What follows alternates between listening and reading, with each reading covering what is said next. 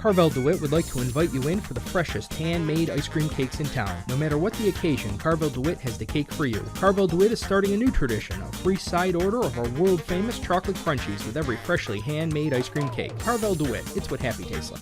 Syracuse Police Chief Fowler agreed to do this interview, he says, to set the record straight on that 2002 Bobby Davis phone call. Back then, the chief was a sergeant working the night shift on the city's south side. He says he didn't know that phone call came in, but he knows a lot about it now.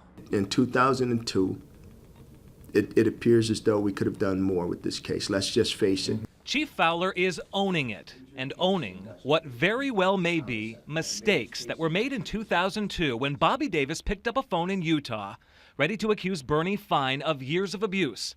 He got Detective Doug Fox on the line. There's no documentation about the 2002 incident, and perhaps we could have done differently. The chief says Bobby Davis was told too much time had passed to make an arrest. Davis was offered an in-person meeting with the detective.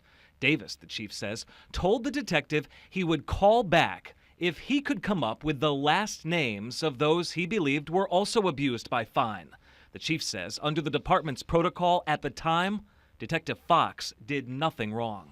Before you move to documenting such a serious incident like this and make it a matter of public record, there has to be something to corroborate this allegation.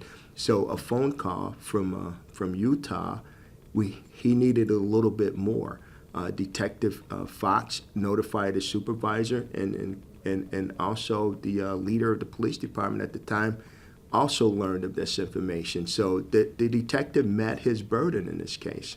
Detective Fox is still a member of the department. He's taken heat coast to coast on this, and the chief says it's been hard.